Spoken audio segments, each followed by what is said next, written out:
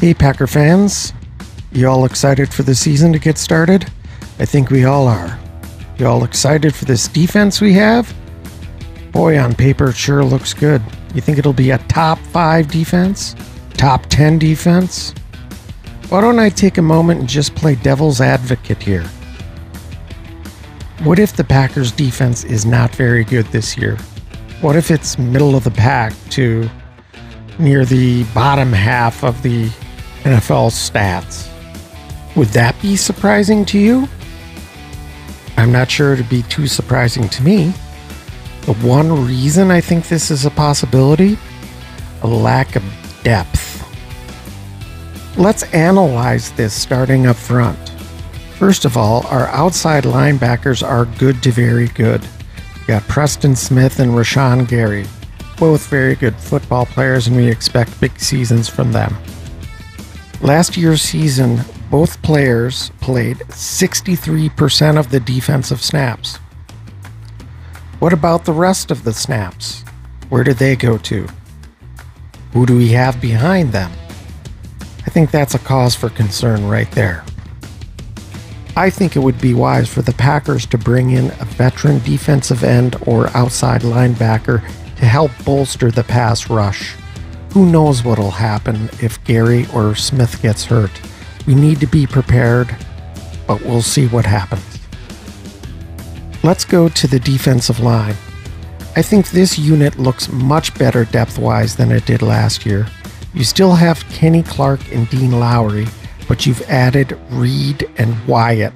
When you mix in TJ Slaton, the rookie from Florida, and some other young bucks to the defensive line, I think we have a solid rotation, and I'm not worried about the depth here.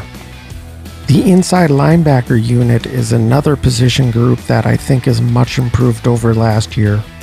We still have Devondre Campbell after signing him to a big contract, and we drafted Quay Walker, another massively talented athlete to add to the position.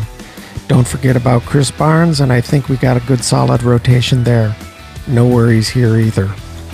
The Packers cornerbacks are another big strength of this defense with Alexander, Stokes, and Rasul Douglas. All three of these players are stars, but what happens if one of them gets hurt? What if two of them gets hurt?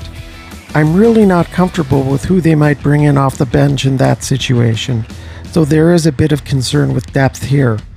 Maybe the solution is to try to sign Kevin King to a low-ball offer. At least he's familiar with the system. I guess we'll see how this plays out, but let's cross our fingers no one gets hurt. This brings us to the safeties. I think we're doing pretty good with Savage and Amos, but again, what happens if they get hurt? What happens if you need to bring in a third safety in a situation? I can't say that I'm super comfortable with what's there now, but hopefully the Packers know more than we do about that position group. So I'm a bit uneasy here. If I can do a quick recap of the 5 position groups, I think I feel comfortable with the depth at 2 of these position groups, but the other 3 position groups I'm less than thrilled about the depth. And that's a cause for concern.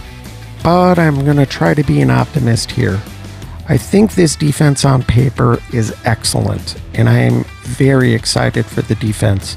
I think the Packers are going to bring in players when they need to, and I think a lot of these young players that we might not know about are going to step up and do some good things. From that perspective, I think the Packers have the potential to be a top 10 defense, possibly a top 5 defense. But I think it's worth thinking about the depth of this team and whether the Packers have sufficient depth on the defense. What do you think?